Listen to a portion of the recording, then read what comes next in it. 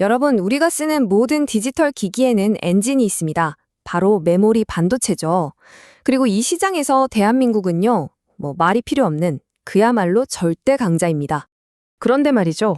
만약에 이 완벽해 보이는 엔진에 치명적인 결함이 숨어 있다면 어떨까요? 오늘 이야기는 바로 이 좀 도발적인 질문에서부터 시작해 보려고 합니다. 자, 이 두 이미지가 지금 상황을 아주 극명하게 보여주는데요. 왼쪽을 보면 한국 총수출에서 반도체가 차지하는 비중이 정말 무섭게 치솟았죠. 한국 경제의 진짜 엔진이었던 거예요. 그런데 오른쪽을 한번 보세요. 갑자기 뚝 떨어졌습니다. 이 잘 나가던 엔진에 뭔가 이상 신호가 켜진 거죠. 대체 무슨 일이 있었던 걸까요? 자, 그럼 먼저 한국 반도체의 그 엄청난 힘, 그 원천부터 한번 파헤쳐 보겠습니다. 바로 난공불락의 요새라고 불리는 메모리 반도체 시장입니다. 메모리 반도체가 뭐냐? 아주 쉽게 말해서 데이터를 저장하는 디지털 창고라고 생각하시면 돼요. 우리가 스마트폰으로 막 여러 앱을 동시에 켜놓고 쓰잖아요. 그게 가능한 게 바로 D램 덕분이고요. 또 사진이나 영상 같은 걸 오랫동안 저장해두는 건 낸드 플래시의 역할이죠. 자, 이 숫자를 한번 보세요. 정말 입이 떡 벌어집니다. 드램 시장을 보면 삼성전자랑 SK하이닉스, 이 두 한국 기업이 전 세계 시장의 무려 72% 이상을 장악하고 있어요. 이건 그냥 말이 판다 수준이 아니라 그냥 시장 자체를 쥐고 흔든다고 봐야죠. 이야기는 여기서 끝나지 않습니다. D램뿐만이 아니에요. 낸드 플래시 시장에서도 마찬가지입니다. 두 회사를 합치니까 거의 50%죠? 전 세계 시장의 절반을 한국이 꽉 잡고 있는 겁니다. 이런 압도적인 요새를 그냥 만든 게 아니겠죠? 삼성전자가 2018년 한 해에만 투자한 돈이 226억 달러입니다. 이게 어느 정도냐면 당시 중국이 반도체 굴기 하겠다고 만든 국가펀드 전체보다도 많은 돈을 삼성 혼자 쏟아부은 거예요. 정말 어마어마하죠.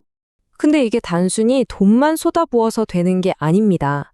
더 중요한 건 바로 기술 격차예요. 한국 기업들이 10나노대, 정말 머리카락보다 훨씬 얇은 회로를 그리고 있을 때 중국은 아직 20, 30나노대 기술에 머물러 있었거든요. 이 기술의 벽이야말로 돈으로도 쉽게 따라올 수 없는 진짜 넘사벽인 셈이죠. 자, 이렇게 보면 한국 반도체는 정말 천하무적 같죠? 그런데 반도체라는 세상이 메모리만 있는 게 아니거든요.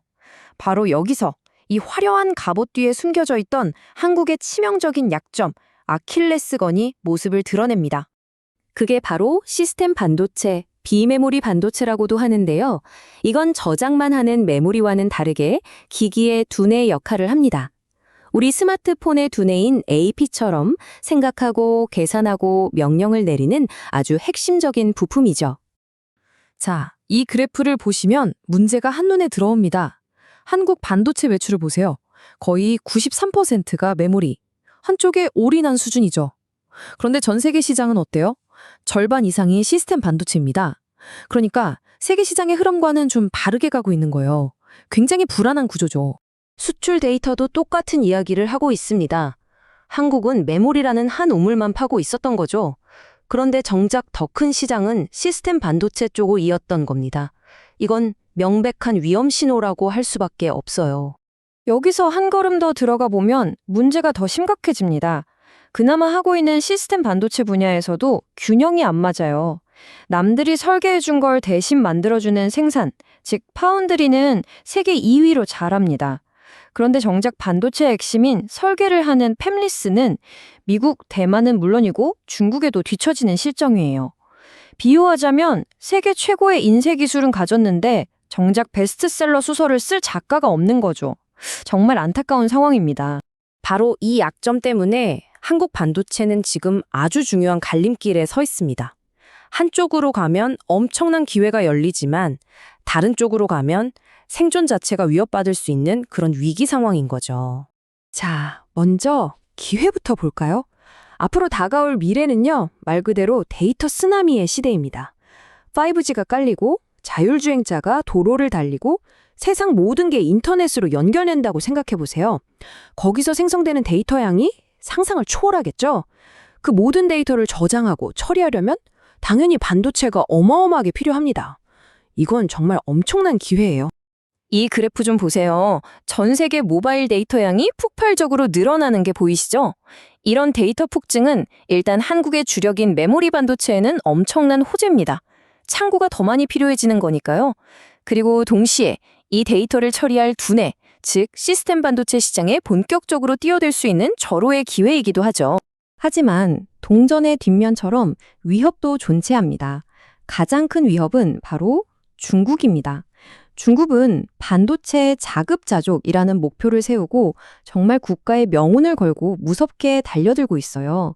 그 야심찬 계획이 바로 중국 제조 2025고요.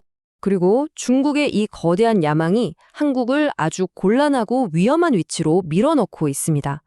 바로 세계의 기술 패권을 두고 싸우는 두 거인, 미국과 중국, 그 한가운데에 끼어버린 겁니다. 양쪽에서 날아오는 포탄을 다 맞아야 하는 그런 상황인 거죠. 이걸 샌드위치 신세라고 하죠. 정말 기가 막힌 표현입니다. 물건을 가장 많이 사주는 최대 고객은 중국이고요. 반도체를 만들 장비와 기술을 공급해주는 곳은 미국입니다. 이 둘이 싸우는데 한국은 어느 한쪽도 포기할 수가 없는 거예요. 정말 아슬아슬한 외줄타기를 하고 있는 거죠. 그리고 우리는 역사를 통해 배울 필요가 있습니다. 한때 메모리 반도체 시작을 완전히 장악했던 나라가 일본이었어요. 난공불락처럼 보였죠.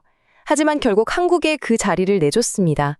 영원한 1등은 없다는 걸 역사가 보여주는 겁니다. 어제의 일본이 오늘의 한국이 되지 말란 법은 없는 거죠. 이게 그냥 그럴 수도 있다는 수준의 이야기가 아닙니다. 위협은 이미 현실이 됐어요. 중국은 한국 기업들을 상대로 반독점 조사를 벌이고 돈으로 핵심 엔지니어들을 빼가고 어떻게든 기술을 훔쳐가려고 하고 있습니다. 압박이 이미 시작된 겁니다. 상황을 정리해보면 이렇습니다. 한국은 지금 서로 으르렁거리는 두 강대국의 목줄이 잡혀있는 셈이에요. 가장 큰 고객인 중국은 언젠가 우리를 대체하려는 잠재적 경쟁자고요. 기술 공급자인 미국은 자국의 이익을 위해 언제든 그 공급을 끊어버릴 수 있습니다. 고객도 공급자도 모두가 리스크가 되어버린 역설적인 상황인 거죠. 그래서 마지막 질문은 이겁니다. 이 난공불락의 메모리 요새, 과연 시스템 반도체로는 치명적인 약점을 보완하기도 전에 미중 기술 전쟁의 파도 속에서 포위되고 말까요? 아니면 이 절체절명의 위기를 오히려 기회로 삼아 메모리와 시스템 양 날개를 모두 가진 진정한 반도체 제국으로 거듭날 수 있을까요? 한국 반도체의 미래, 어쩌면 대한민국의 미래가 바로 이 질문에 대한 답에 달려 있을지도 모릅니다.